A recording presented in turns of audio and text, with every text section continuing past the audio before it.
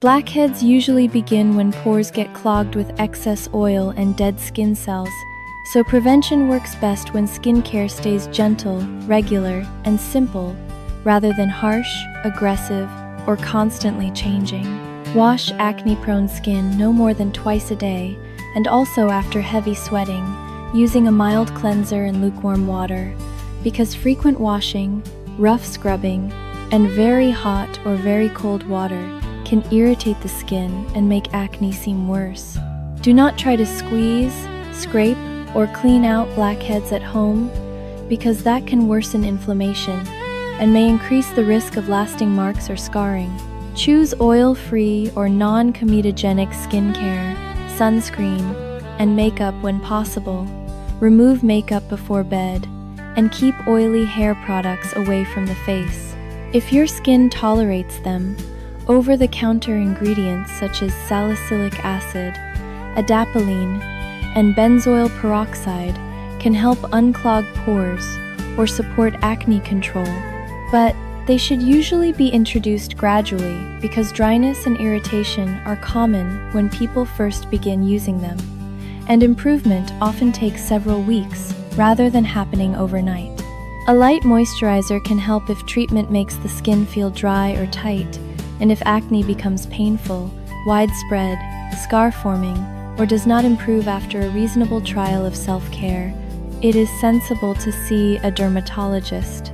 And now, with that practical advice placed neatly at the front like a clean towel folded on a bathroom shelf, let the rest of the evening belong to laughter, because in a sun-warmed retirement town in southern Arizona, where every front yard had gravel, every gravel bed had a decorative opinion, and every decorative opinion eventually became public discussion, there lived a 78-year-old widow named Lorraine Bishop, who had reached the age where she no longer believed in pretending that foolishness was rare. In Lorraine's opinion, foolishness was one of the few crops that never failed, even in a dry climate.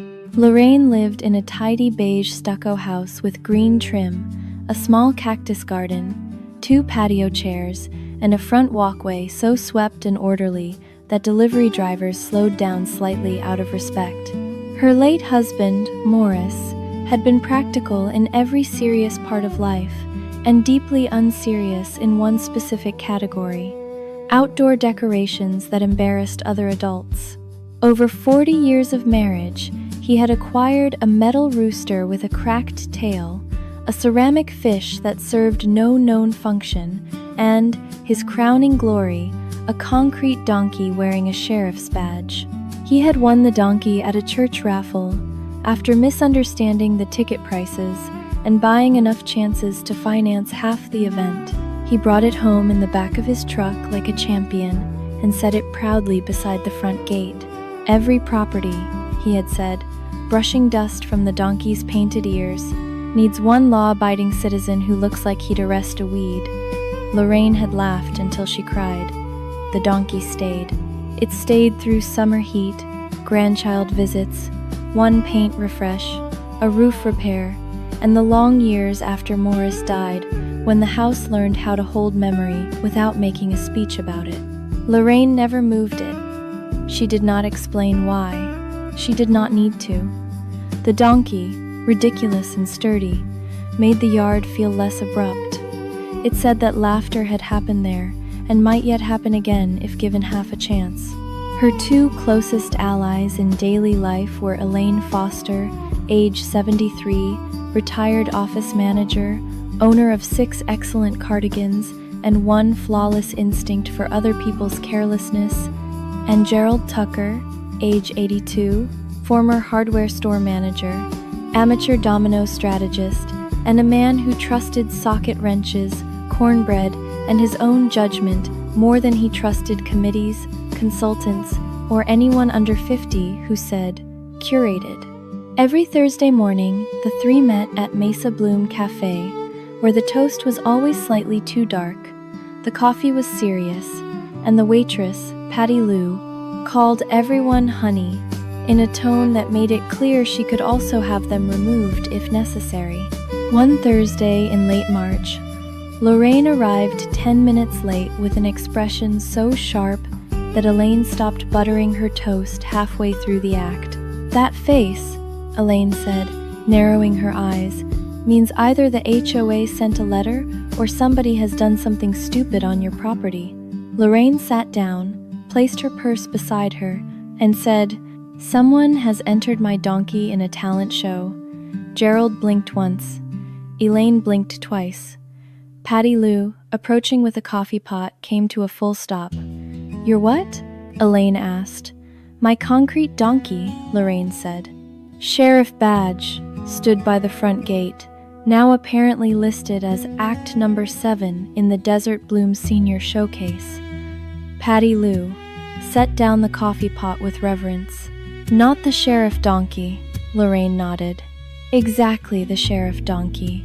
Now, to a younger person, the unauthorized enrollment of a decorative donkey into a community talent event might not sound like a full civic disturbance, but younger people have not yet learned how fast retirement community nonsense can gather velocity.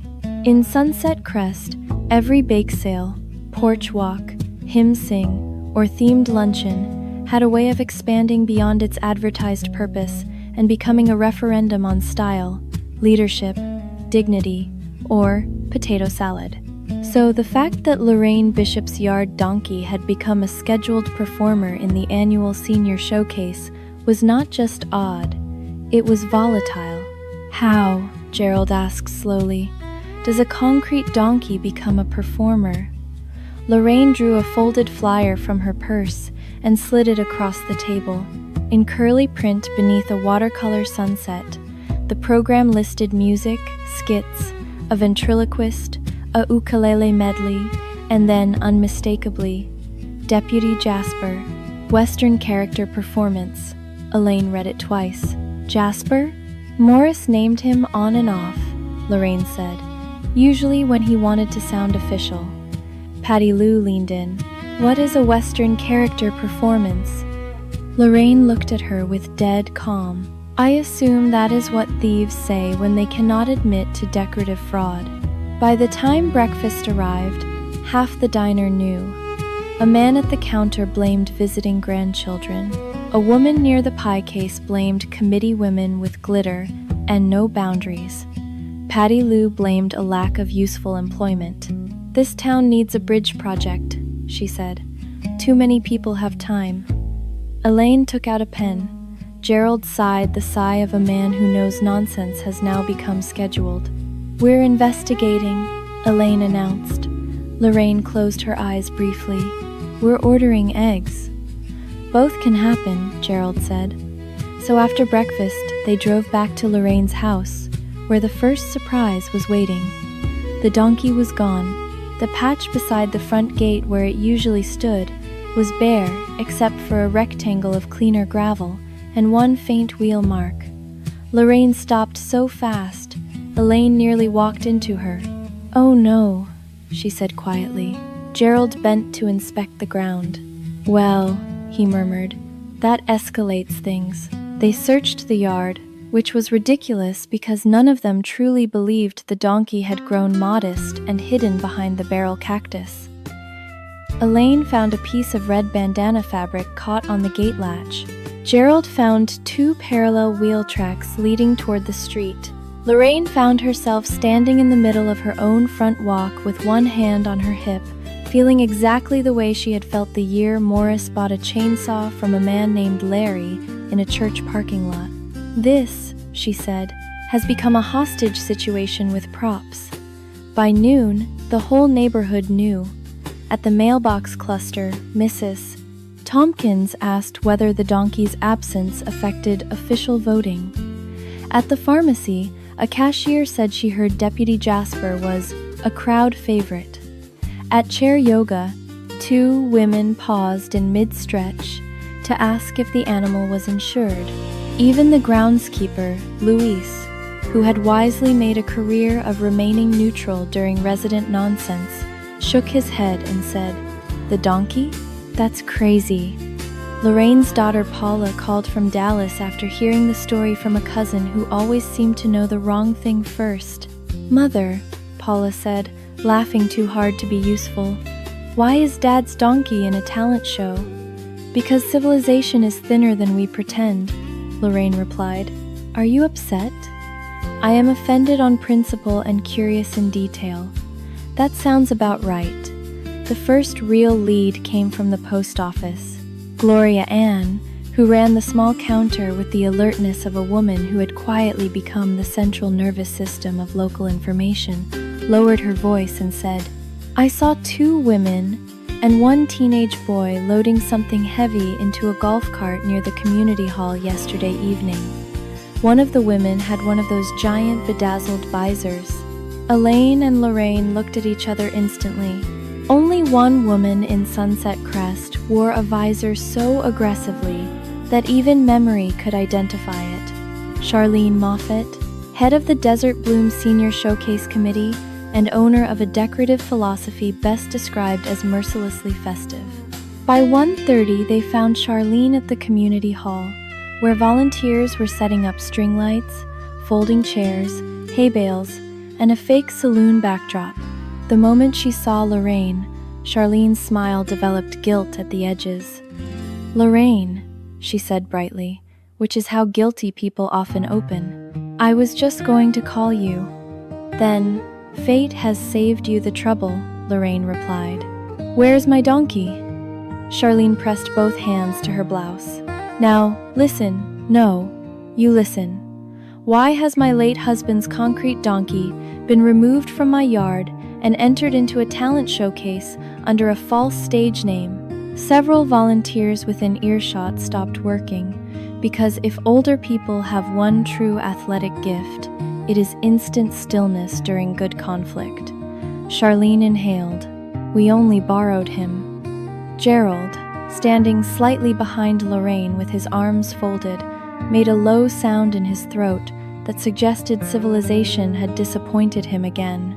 Elaine stepped closer. Borrowed implies permission. We meant to ask, Charlene said, but then we got busy. With what? Lorraine asked. Kidnapping? At last, Charlene confessed the whole thing. The showcase theme this year was Rootin' Tootin' Arizona Nights.